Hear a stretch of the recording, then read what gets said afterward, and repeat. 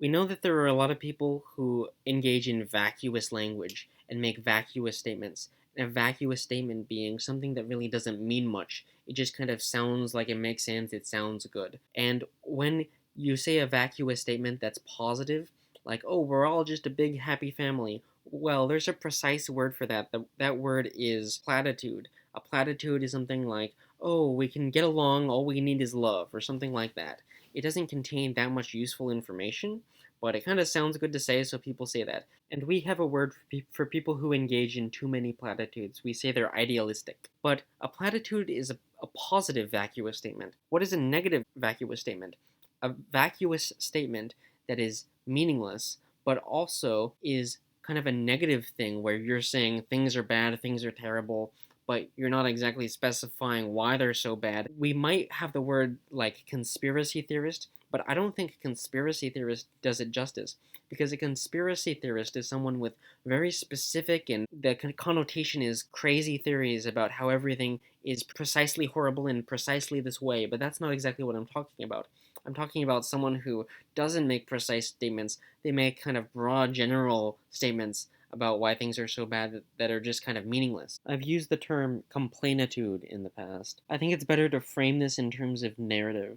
So let me step back to explain different mindsets. I think it's fair to say that people aged 16 to 22 say they want to be part of some big fight. They want to be on the right side of some big moral issue, the right side of some controversy. They want to make a name for themselves. They want to rally around some cause.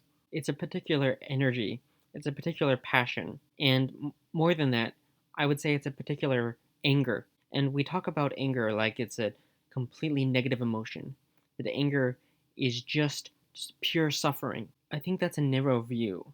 The thing is, if you're angry at something, then you can rationalize to yourself that you're on the right side of the fight between you and that thing. You can rationalize to yourself that you have been mistreated in some way, and that the other party deserves some sort of punishment, and that people need to rally around you so that you can inflict that punishment because you have been wronged.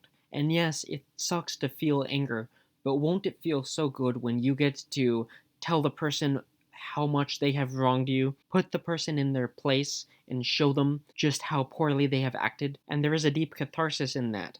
There's a lot of pleasure to be derived indirectly through anger. You can think of a lot of scenes in movies where the main character gets made angry, but justifiably angry, and then in a scene of pure catharsis, he tells the antagonist what's up and puts the antagonist in their place and shows them how much they have been wronged and shows them how much they have wronged him. And in so doing that, you're demonstrating your power. You're demonstrating that other people cannot screw with you. Because if they screw with you, then your anger will be directed at them. And that's something they do not want. And so I think for this reason, young people are kind of made to be angry. They're made to be angry as a way to demonstrate their value, that they're not people to be screwed with. It's almost a sexual thing. And I'm not saying this all pertains to me necessarily. I'm just taking a kind of anthropological hypothesis. There are many release valves for this energy. Release valves can be being passionate about your nation, especially during wartime. Another release valve, I will argue, can be religion, and not because religion is a conduit for anger, although it could possibly be, but because religion is something where you look towards things higher than yourself. And all of this, it's really about a search for meaning. It's about a search for things higher than yourself. And anything of that character serves as a release valve for the type of energy I'm talking about. But I live in a time where wars don't really affect me, and religion, at least Christianity, it seems to be on the decline. Even if not nominally, it at least seems to not have the same amount of grip over institutions that it once did. So, in this environment, what is the release valve for that anger? Now, there's sort of a paradox of edginess that has to go on here.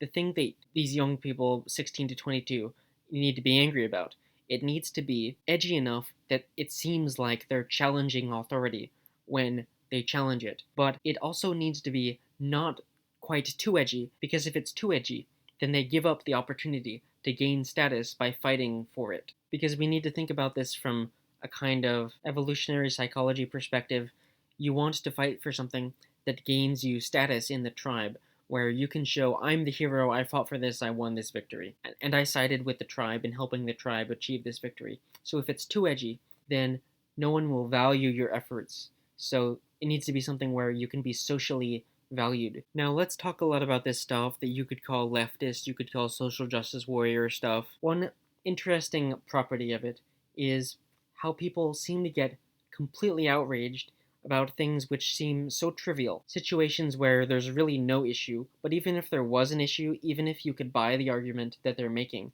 that the thing in question is problematic. Because we have moral instincts to think, oh, punishment should fit the crime, things should be rationally arbitrated, like from a justice standpoint. And that doesn't seem to be what's going on. But I can give an analogy. Let's suppose you decide you're just itching to go to war. You're itching to kill the bad guys. So you sign up to go join the military, and you want to be on the front lines. And there are many people like this, many people who want to be on the front lines. They just really want to kill the bad guy. Let's suppose that your general decides, oh, let's pull back, let's not let you on the front lines. Let's not let you see any real combat. Let's have you do a bunch of administrative duties. But this whole time, let's keep drumming into you the propaganda about how evil the bad guy is, how much you're fighting for all these great things, and how much the enemy is causing all these problems and they need to be crushed. And so they're drumming all this propaganda into you. But your general has decided you don't get to see any real combat. And at this time, you're super thirsty for blood. And you have this vision of the enemy, of such hatred. Hatred that never gets released. Well, as soon as you have the chance to be confronted with an enemy, no matter how weak, no matter how not serious this particular enemy is, you want to prove yourself. You want to say, I can really bring the fight to this guy. I can really give it everything I got. And maybe if I prove myself in this one instance, then people will see how passionate I am about defeating the enemy. And so, on the conscious level, there's the hatred of the enemy that's represented by this instantiation of it. But on the subconscious level, there is the anger at the system for not letting you encounter enough enemies to prove yourself. There's the anger. Oh, this is the only enemy that you're gonna throw at me? This pathetic thing that you've been telling me this whole time that I would be encountered by all these Nazis, but instead all I get is this, like, barely Nazi thing. Well, damned it if I'm gonna let this one go to waste. If this is the only fight that you're going to give me, well, I'm going to make the best of it. I'm not gonna let it go to waste. I'm going to use this opportunity to prove myself because this is the only opportunity that you're giving me to prove myself. So damned if I'm going to act on it to the most disproportionate degree I can. What this all ties into is something someone said, that in the age that we're living in now, there is a deficit of heroism, and I would like to say more specifically that there's a deficit of opportunities for legitimate heroism, but there's an energy within us to want to be heroes, to want to demonstrate heroism. That energy didn't go away. The only thing that went away is the opportunity to actually be a hero in a legitimate sense. So, as a kind of surrogate mechanism, all of these people are trying to be heroes in illegitimate senses by fighting these completely made up and stupid battles. What we need is to not stifle true heroism, so that heroism can be directed in legitimate directions instead of fake, stupid battles. Now I'm going to shift a little bit from talking about heroism to talking about narrative.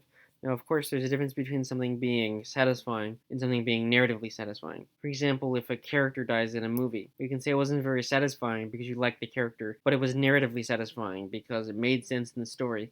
And I think a lot of beliefs are kind of like this, where people believe things because they're narratively satisfying, they make a good story, and if you want to frame things as a struggle between you, the good guys, and you, the bad guys, you want that narrative, you want that story, and so you want to frame things in that way. I call this desired problems, and this sounds very strange to talk about desired problems. Isn't that an oxymoron?